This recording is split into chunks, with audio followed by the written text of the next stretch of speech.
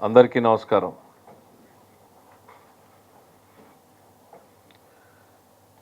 ఇప్పుడే ముఖ్యమంత్రి గారు రివ్యూ అయిన తర్వాత బయటకు వచ్చిన తర్వాత జగన్మోహన్ రెడ్డి గారు ఏం మాట్లాడారు ఏంటి అనేటువంటిది మా వాళ్ళని అడిగితే ఏం మాట్లాడారు ఇచ్చారు. కొన్ని పాయింట్లు కూడా చూస్తే జగన్మోహన్ రెడ్డి గారు ఒకటి అనిపించింది నాకు,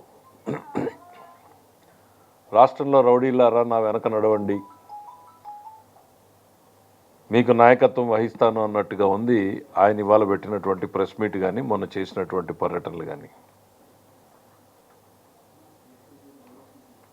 బహుశా దీనికి మూల సిద్ధాంతం జగన్మోహన్ రెడ్డి గారు ఎప్పుడూ కూడా భయపెట్టి రాజ్యం చేయాలి అనేటువంటి సిద్ధాంతాన్ని నమ్ముకున్న వ్యక్తి ఆయన. అధికారంలో ఉన్నప్పుడు పోలీసు వ్యవస్థను ఉపయోగపెట్టి భయపెట్టాడు. అసలు హౌస్ అరెస్ట్లు అన్నారు, గేట్లకు తాళాలు అన్నారు, అడుగు బయటకు పెట్టేటువంటి పరిస్థితి లేదు. ఉద్యోగులు కావచ్చు, ప్రతిపక్షాలు కావచ్చు, పార్టీలు కావచ్చు, రాష్ట్రంలో 5 ఏళ్ళు ఏం నడిచిందో చూసాం. అధికారం పోయిన తర్వాత ఇప్పుడు మళ్ళీ తనంటే భయం పోతోంది కాబట్టి రాష్ట్రంలో ఉన్న రౌడీలందరినీ సమీకరించేటువంటి ప్రయత్నం చేస్తున్నాడు. రౌడీలారా నా వెనక నడవండి, నేను మీకుంటాను నాయకుడిగాను అన్నటువంటిది. ఇది చూస్తే బహుశా నాకు చాణక్యుడు చెప్పినటువంటి ఒక సిద్ధాంతం గుర్తుకొస్తుంది. దాన్ని ఏమన్నా జగన్మోహన్ రెడ్డి గారు నమ్ముకుంటున్నాడేమో.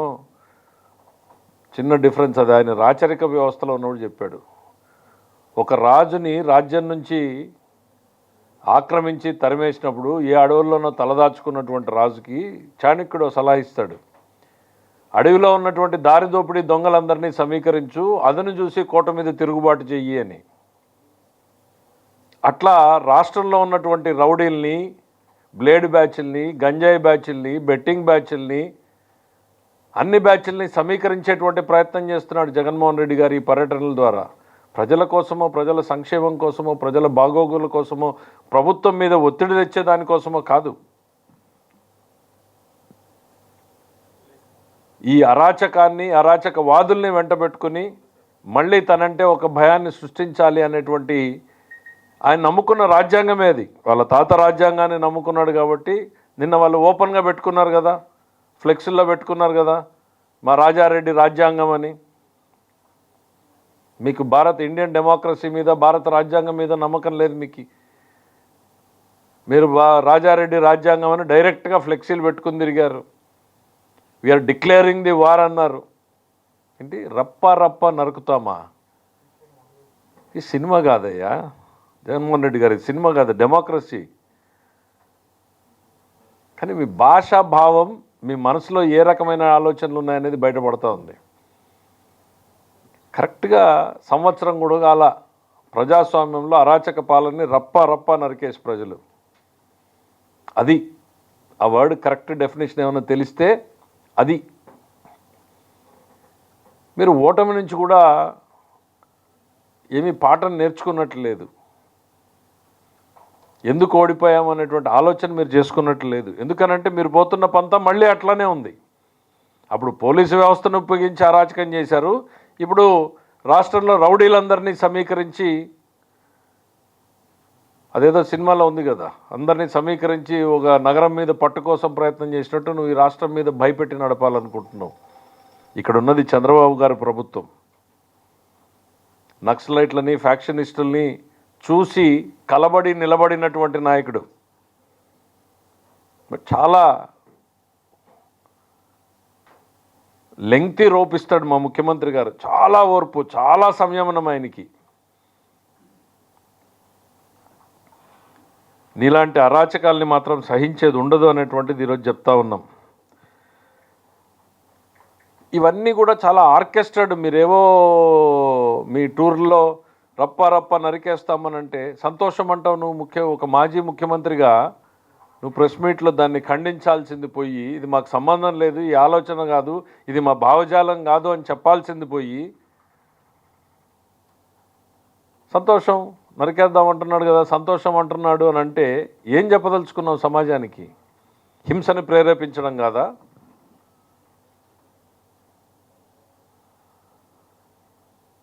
డిక్లేరింగ్ ది వార్, ఈ పదాలన్నీ ఎక్కడి నుంచి వస్తున్నాయి అని అంటే మీలో ఉన్నటువంటి ఆ ఫ్రస్ట్రేషన్, ప్రజల మీద ఫ్రస్ట్రేషన్, మీకు ప్రభుత్వం మీద తిరుగుబాటు కాదు, మీరు ప్రజల మీదే తిరుగుబాటు. ఎవరిని నరుకుతారు మీరు? ప్రజలనా? ప్రజాస్వామ్యాన్న? ఎవరిని? ఓటమి నుంచి మీరు అసలు ఓటమిని అర్థం చేసుకున్నట్లు లేరు మీరు ఇంతవరకు. మీలో ఎక్కడా కూడా మార్పు కనపడడం లేదు. ఒక రాజకీయ నాయకుడు ఓటమి తర్వాత సమీక్ష, అంతర్మదనం జరుగుతుంది, సమీక్ష జరుగుతుంది, ఎన్నో మార్పులు వస్తాయి. కానీ మీలో ఎక్కడా కూడా మార్పు అనేది ఎక్కడా కూడా కనపడడం లేదు. ఏం చేశారు మీరు? తెనాలికి వెళ్ళి మీరు పరామర్శించింది ఎవరిని? 9 కేసులు 10 కేసులు ఉన్నటువంటి రౌడీ షీటర్లని. అవి ఏమన్నా మేము పెట్టామా? మీ గవర్నమెంట్లో మీరున్నటువంటి టైంలో మీరు పెట్టినటువంటి కేసులే కదా. ఏం మెసేజ్ ఇచ్చారు సమాజానికి? దాని తర్వాత పొదిళ్ళలో రైతుల పేరు చెప్పి మీరు చేసినటువంటి అరాచకం ఏంటి? మహిళల మీద మీరు సృష్టించినటువంటి తీవ్రమైనటువంటి దాడులు ఏ రకంగా ఉన్నాయి? ఇక నిన్నటికి నిన్న నాగమల్లేశ్వరరావు గారి పేరు మీద చనిపోయిన సంవత్సరం తర్వాత విగ్రహ ప్రతిష్ఠ కోసం మీరు ఏదో వచ్చామని చెప్పి 2 చనిపోయారు మీ పార్టీ వాళ్ళు. కనీసం బండి ఆపి నిలబడి వాళ్ళ పరిస్థితి ఏందని పలకరించావా? కర్కశ హృదయం మీది. ఒక్క సెకండ్ కూడా ఎవరు మీ వాళ్ళు ఆపలా. అతను కింద పడితే ఎత్తి అతను ఆడ రోడ్ డివైడర్ మీద పడేసి వెళ్ళిపోయారు. మళ్ళీ మా ప్రభుత్వం అతను 108 సర్వీసెస్ పంపించి హాస్పిటల్కి చేర్చింది, కానీ ప్రాణం పోయింది. 2 ప్రాణం పోతే కనీసం వాళ్ళని ఏంటి అనేటువంటి పరామర్శించేటువంటి ఓపిక లేదు. కానీ సంవత్సర క్రితం చనిపోయినటువంటి అదేంటి మళ్ళీ మా పాపం అంట. పోలీసులు బెదిరించారంట. ఎవరయ్యా గవర్నమెంట్లో ఉన్నది ఆ రోజున? ఎఫ్ఐఆర్ పెట్టిన రోజున గవర్నమెంట్లో ఉన్నది ఎవరు? జగన్మోహన్ రెడ్డి గారు. ద ఎఫ్ఐఆర్ కాపీ ఇది. 5/7/2024 జగన్మోహన్ రెడ్డి గారే ఆపద్ధర్మ ముఖ్యమంత్రి. కౌంటింగ్ రోజు, కౌంటింగ్ తర్వాత రోజు జరిగినటువంటి సంఘటనలు ఇవన్నీ కూడా. బెట్టింగ్ కట్టాడు, బెట్టింగ్లో డబ్బులు ఊర్లో వాళ్ళందరూ వచ్చి ఆయన మీద తిరుగుబాటు ఏదో చేస్తే ఒకరు మీద ఒకరు పోయి పోలీస్ స్టేషన్లో కంప్లైంట్లు ఇచ్చుకున్నారు. మీ ప్రభుత్వంలో నువ్వు ముఖ్యమంత్రిగా ఉండగా జరిగినటువంటి సంఘటనలకి మేం బాధ్యులమా? మాకేం సంబంధం? నీకు అంత సంవత్సరం తర్వాత విగ్రహాన్ని పెట్టి ప్రేమను కనపరుస్తూ ఉన్నావు. మరి సొంత బాబాయ్ కుటుంబాన్ని పరామర్శించలేకపోయావు. 5 ఏళ్ళు 6 ఏళ్ళు అయిపోయినా. బాబాయ్కి కూడా ఓ విగ్రహాన్ని పెట్టించుండొచ్చు కదా. విగ్రహాల పేరుతో పర్యటనలు చేసినటువంటి చరిత్ర మనకుంది కదా. ఈ రాష్ట్రం మొత్తం మీద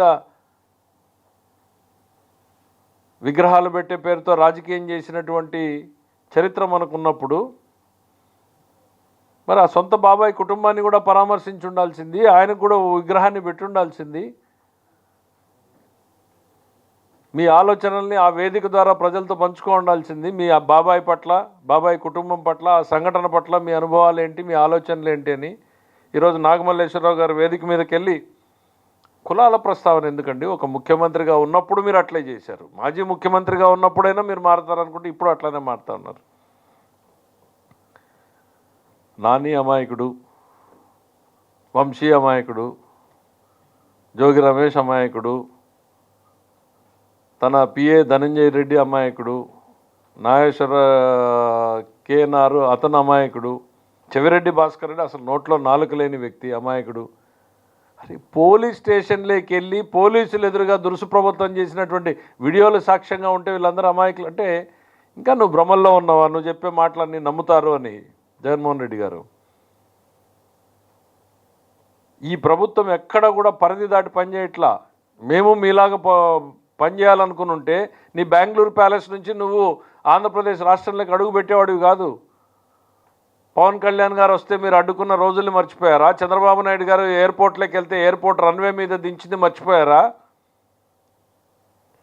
చంద్రబాబు నాయుడు గారి ప్రభుత్వం ఉంది కాబట్టి నువ్వు రాష్ట్రంలో స్వేచ్ఛగా తిరగలుగుతున్నావు. కాకపోతే సుప్రీంకోర్టు, హైకోర్టులు చెప్పినట్టుగా ప్రజల జనజీవన విధానానికి భంగం కలగకుండా, శాంతి భద్రతలకు విఘాతం కలగకుండా మిమ్మల్ని తిరగమని చెప్పి మాత్రమే మా ప్రభుత్వం ఆర్డర్స్ ఇచ్చింది. 100 మందితో వెళ్ళమంటే మీరు ఏం చేశారు? రండి రండి రండి రండి అని ఆర్కెస్ట్రా ఒక కాల్ సెంటర్ పెట్టి అందరికీ ఫోన్లు చేసి ఇన్ఛార్జీలు పంపించి ప్రతి కాన్స్టిట్యున్సీలో నుంచి ఇంతమంది రావాలి అని చెప్పి టార్గెట్లు పెట్టి రోడ్డు ఎక్కాలి అని చెప్పి ఇది హింసను ప్రేరేపించడం కాదా?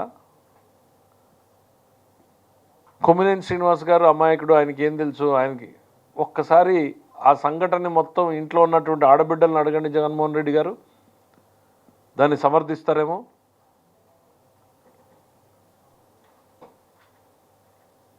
మీకు అట్లాంటి ఆలోచనలు ఉండవులే. ఇంకా సొంత తల్లి చెల్లి పరిస్థితి ఏంటి అనేటువంటిది అర్థమైంది. చెల్లి మీదనే నిఘా పెట్టినటువంటివి నీకు ఇవన్నీ పెద్దగా స్పందిస్తావు పట్టించుకుంటావు అని అనుకోవడం కూడా మాకు భ్రమే అవుతుంది. జగన్మోహన్ రెడ్డి గారు పర్యటనల ద్వారా ఏం చెప్పదలుచుకున్నారు, ఏం చేయదలుచుకున్నారు? ఆయన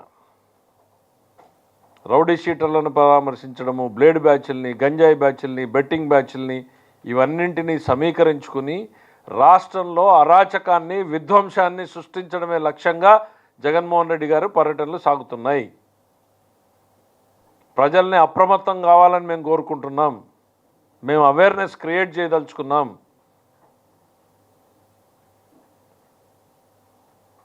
తన చుట్టూ ఒకవైపు ఓటమి భారం, మరోవైపు తనను వీడిపోతున్నటువంటి అనుచరగణం, మరోవైపు చుట్టుముడుతున్నటువంటి కేసులు, ఇంకా తన బలహీనపడిపోయి కుప్పకూలిపోతాననేటువంటి తరుణంలో ఈ రాష్ట్రంలో ఒక విధ్వంసాన్ని అరాచకాన్ని సృష్టించి దృష్టి మరల్చాలి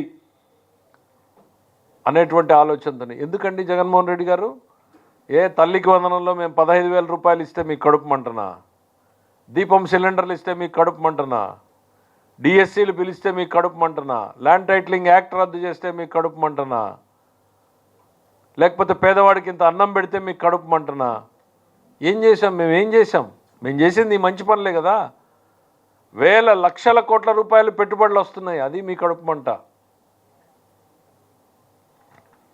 దానికి మందు లేదు జగన్మోహన్ రెడ్డి గారు. తాత్కాలికంగా ఏ జలుసులు లాంటివి తీసుకోవచ్చేమో కానీ రాజకీయంగా ఇట్లాంటి దుర్మార్గపు ఆలోచనలు ప్రజలు అర్థం చేసుకుంటే మళ్ళీ ఇంకొక 10 ఏళ్లకు కానీ మీరు అధికారం దరిదాపుల్లేక కాదు, ఆ 10 సంఖ్యను కూడా దాటనటువంటి తీర్పుల్ని చూడాల్సి ఉంటుంది.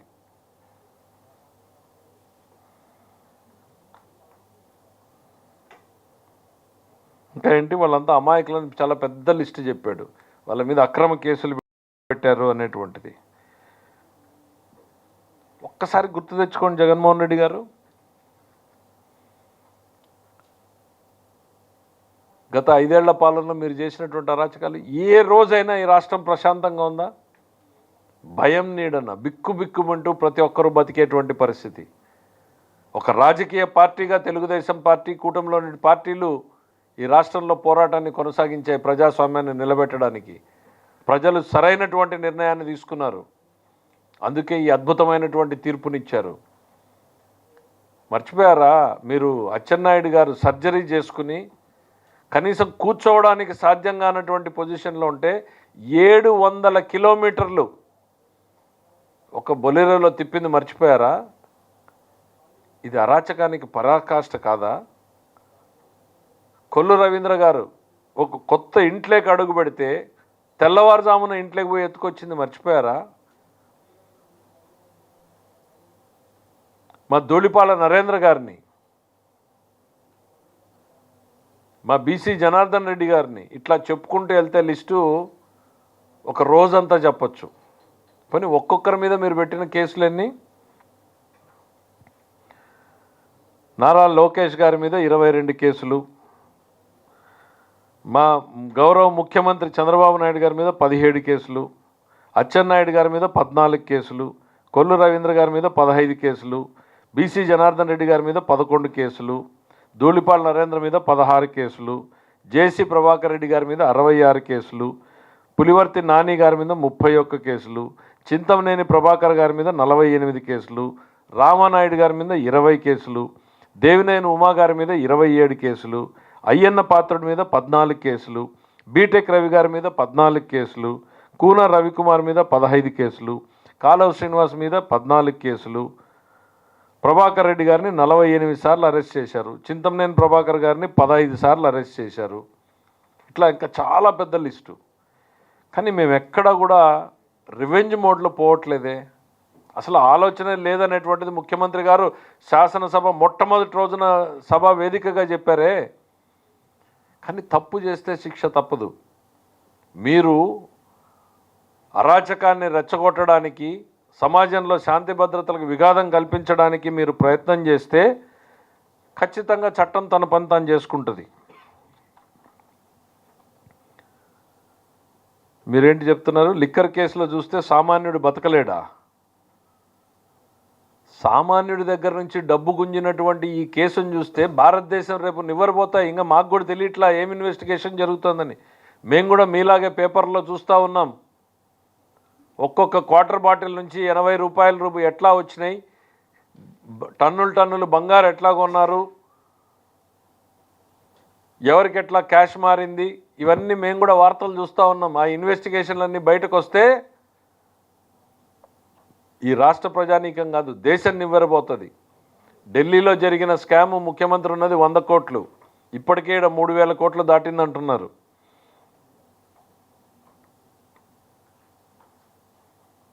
సంక్షేమ పథకాలతో నిలువున మోసం చేశారు. ఎందుకయ్యా? అన్నీ ఇంప్లిమెంట్ చేశాం కదా. ఇక మిగిలింది మాకు ఆర్టీసీ బస్సు, దానికి కూడా ఆగస్టు 15 పెట్టాం. అన్నదాత సుఖీభావకి డేట్ ఇచ్చేసాం. అన్ని హామీలు మొదటి సంవత్సరంలోనే అమలు చేశాం కదా.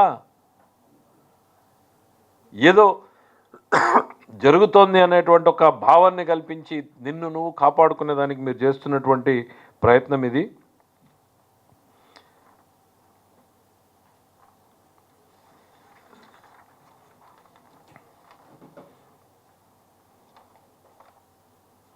మీకు పోలీసులు నిన్న ఎంతమందిని అనౌన్స్ చేశారు? 100 మందిని అనుమతిస్తే మీరు ఏం చేశారు?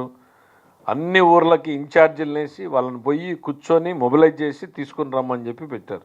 మీ తీరు మారలేదు. మీరందరూ కూడా ఆ భయం దృష్టిలో పెట్టుకునే పనిచేయాలని చెప్పేసి ప్రయత్నం చేస్తూ ఉన్నారు. తన మీద వస్తున్నటువంటి కేసుల నుంచి ప్రజల దృష్టిని మరల్చడానికే జగన్మోహన్ రెడ్డి గారు చేస్తున్నటువంటి ఈ ప్రయత్నం అనేటువంటిది ఈ సందర్భంగా తెలియజేస్తున్నాం. ఒక్కటి ఇప్పటికైనా కానీ ఓటమిని అర్థం చేసుకోండి. ప్రజలు ఇచ్చినటువంటి తీర్పును అర్థం చేసుకోండి. ప్రజలకి సమాజానికి ఉపయోగపడేటువంటి ఆలోచనలు చేయండి. మా ప్రభుత్వం చాలా డెమోక్రటిక్గా పనిచేస్తుంది చంద్రబాబు నాయుడు గారు. కానీ గుర్తుపెట్టుకోండి, రాష్ట్రానికి ప్రమాదకరమైనటువంటి నక్సలైట్ల పట్ల కఠినంగా ఉన్నటువంటి పరిస్థితులు ఉన్నాయి. ఫ్యాక్షనిజాన్ని రూపుమార్పినటువంటి నిబద్ధత చంద్రబాబు నాయుడు గారికి ఉంది. చాలా ఓపికగా ఉంటాడు, సహనంగా ఉంటాడు. కానీ అరాచకాన్ని, విధ్వంసాన్ని మాత్రం టాలరేట్ చేసే పరిస్థితి ఉండదు.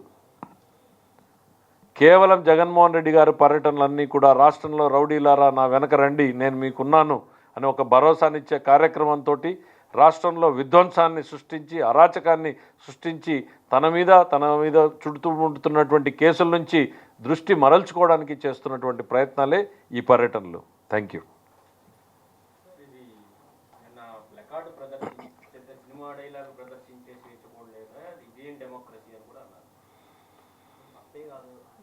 అదే చెప్తున్నా. ఆయన ఇంకా సంతోషం అంటే మేము చెప్పేది ఏంటంటే, సినిమాల్లో చాలా మంచివి ఉన్నాయి. రాముడి దగ్గర నుంచి ఉన్నటువంటి చరిత్రలు ఉన్నాయి. మరి నేషనల్ లెవెల్లో ఉన్నటువంటి మోడీ గారు ఏం కొటేషన్స్ చెప్తాడు, జగన్మోహన్ రెడ్డి గారు ఫాలోయర్లు ఏం కొటేషన్స్ చెప్తున్నారు. అవి సినిమా డైలాగులే, ఇవి సినిమా డైలాగులే. మన మనస్తత్వాన్ని ఎక్స్పోజ్ చేస్తున్నాయి. రప్ప నరికేస్తామంటే ఎవరిని నరికేస్తారు? సంతోషమే అంటాడు. ఒక మాజీ ముఖ్యమంత్రి పదవి తప్పు, అది ఎవరో కుర్రాడు ఏమైనా పట్టుకున్నాడేమో, అట్లాంటిది నేను యాక్సెప్ట్ చెయ్యను అని చెప్పాల్సింది పోయి సంతోషమే అని అంటే ఇంకా 10 మంది పట్టుకోండి, ఇంకా 10 మంది పెడుదారి పట్టండి. అధికారంలో ఉన్నప్పుడు గంజాయిని ఎంకరేజ్ చేశారు, గంజాయి బ్యాచ్లను ఎంకరేజ్ చేశారు, క్రైమ్ కంట్రోల్ లేకుండా పోయింది, పోలీసు వ్యవస్థని దుర్వినియోగం చేశారు. మళ్ళీ ఇప్పుడు అరాచకవాదులందరినీ అంటేసుకుని ఈ రాష్ట్రంలో మళ్ళీ అలజడి సృష్టించేటువంటి ప్రయత్నం. రాష్ట్ర అభివృద్ధి మీద ఒక కుట్ర జరుగుతోంది. వైఎస్ఆర్సీపీ ఆలోచనలు, జగన్మోహన్ రెడ్డి గారి ఆలోచనలు, ఈ రాష్ట్రం ప్రశాంతంగా ఉండకూడదు, పెట్టుబడులు రాకూడదు అనేటువంటి ఒక దుర్మార్గమైనటువంటి ఆలోచనతో చేస్తున్నటువంటి కుట్ర ఇది.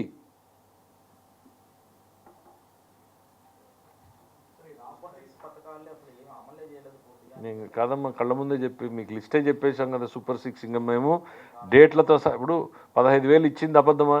రోజు ఫోటోలు చూస్తున్నారు కదా, క్యూల్లో ఎట్ట నిలబడుతున్నారు, బ్యాంకులు పోస్ట్ ఆఫీసులు కిటకిటలాడుతున్నాయి కదా. నువ్వు ఇచ్చిన దానికి డబ్బులు ఇచ్చాం కదా.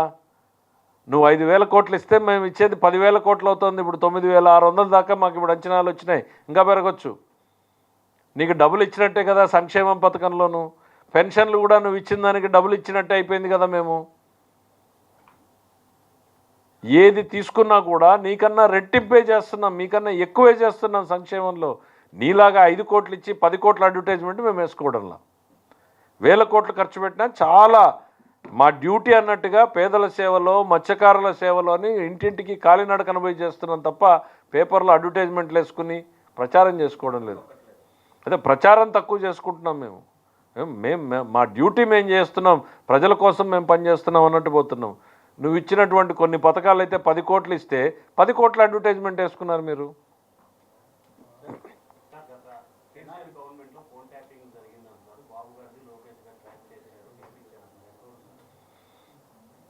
ఇప్పుడు ఆ గవర్నమెంట్ చేసింది, అక్కడ ఇన్వెస్టిగేషన్ వేశారు కాబట్టి సిట్లో వెలుగులోకి వస్తున్నాయి. చెల్లెలు కన్ఫర్మ్ చేసింది, అవును నిజమే ఇవన్నీ కూడాను ట్యాపింగ్ జరిగింది, నా అనుచరుల్ని బెదిరించారు, నా దగ్గరికి రాకుండా. ఇవన్నీ ఏం చూపిస్తున్నాయి అని అంటే మనిషి యొక్క అభద్రతా భావాన్ని సూచిస్తాయి.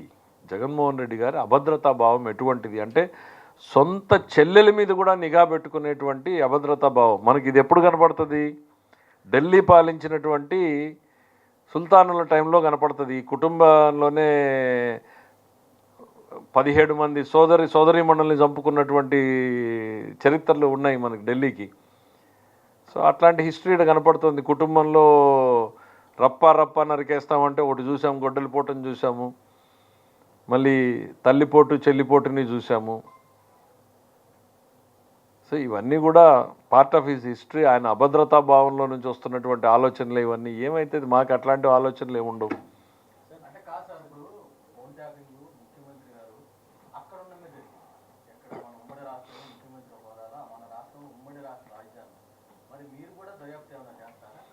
అంటే అది కాదు, వెలుగులోకి రానియండి. ఇప్పుడు ఆ ప్రభుత్వం వెలుగులోకి తీసుకొస్తుందో, సిట్ వేసింది. 8 నెలలు సంవత్సరం పాటు అమెరికాలో కూర్చున్నటువంటి వ్యక్తిని కూడా లుకౌట్ నోటీసులు పెట్టి పిలిపించింది. దాంతోనే మళ్ళీ కొత్త విషయాలన్నీ వెలుగులోకి వస్తున్నాయి. ఏదో ప్రైవేట్ సెంటర్లో ఎక్విప్మెంట్ పెట్టారు, ఏదో గవర్నమెంట్ చేయడం కాదు, ప్రైవేట్ ఇళ్లల్లో పెట్టారని ఆ ఇంటి దగ్గర పోయి అప్పుడున్నటువంటి ముఖ్యమంత్రి గారు ఇంటి చుట్టూ పెట్టి ఆయన ఏం మాట్లాడుకుంటున్నాడో, ఆ రోజున్న ప్రతిపక్ష నాయకుడు తెలంగాణలో రేవంత్ రెడ్డి గారి ఇంటి చుట్టూ పెట్టారని, ఇంకో మంత్రి ఇంట్లో ఎక్విప్మెంట్ పెట్టి ఇవన్నీ చేశారని రకరకాల కథనాలు వింటున్నాం. రానియండి, రిపోర్ట్ వచ్చిన తర్వాత చూద్దాం ఏం జరుగుతాయి అనేటువంటిది. అంత సార్ ఇంకా పూర్తి వివరాలు రావాలి. ఫోన్ ట్యాపింగ్ అదే చెల్లెల్ది కన్ఫర్మ్డ్, ఇంకా ఎన్ని వస్తాయో బయటికి అంటున్నా. చూద్దాం, అంటే ఫుల్ రిపోర్ట్ రానియండి. ఇప్పుడు మీ కథనాల ద్వారానే మేము కూడా తెలుసుకున్నాం. Let the total details come out. Appropriate టైంలో ఏం చేయాలో చూద్దాం దాని మీద.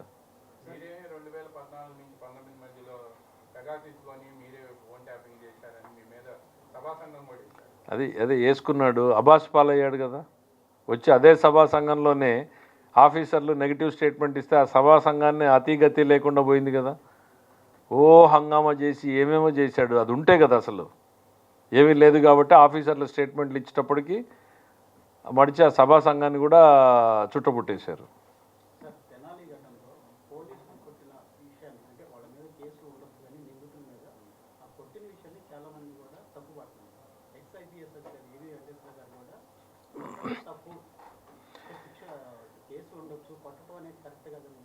ఇది లాంగ్ డిబేట్. దాని మీద friendly police versus fear of police అనేటువంటి డిబేట్ అనేటువంటిది చాలా జరుగుతోంది. చాలా రిఫార్మ్ కమిటీస్లో కూడా డిస్కషన్ జరిగింది.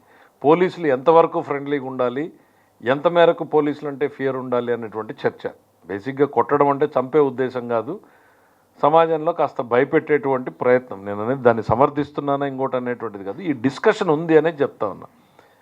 ఇప్పుడు మనం ఫ్రెండ్లీ పోలీసు వైపు అడుగులు వేస్తూ ఉంటే అదే పోలీసు వ్యవస్థలో వాళ్ళే చాలామంది చెప్తున్నారు మనకున్న పోలీస్ ఎంతమంది 1,00,000 మందికి ఒకడో లేక 50,000 మందికో 10,000 మందికో ఒకడు ఉంటే it is the fear of police only which controls. అది తగ్గించకూడదు అనేటువంటి భావ వ్యక్తీకరణ చేసే వాళ్ళు కూడా ఉన్నారు. కాబట్టి ఇప్పుడు పోలీసుల పాత్ర ఏంటి అనేటువంటిది కాదు, పోలీసు వ్యవస్థను ఏ రకంగా మీరు తయారు చేశారు గతంలో, ఇప్పుడిప్పుడు వాళ్ళకి స్వేచ్ఛా స్వాతంత్రాలు వచ్చి కనీసం శాంతి స్థాపన చేయాలనేటువంటి ఆలోచనలను ముందుకు పోతున్నారు. అంటే ఆ స్పెసిఫిక్ ఇన్సిడెంట్ మీద నేను అంత డీటెయిల్గా పోలేదు, కానీ బేసిక్గా పొలిటికల్ యాక్టివిటీలో జగన్మోహన్ రెడ్డి గారు ఏమి సందేశాన్ని ఇస్తున్నాడు అనేదే మనకు most important lesson for the day.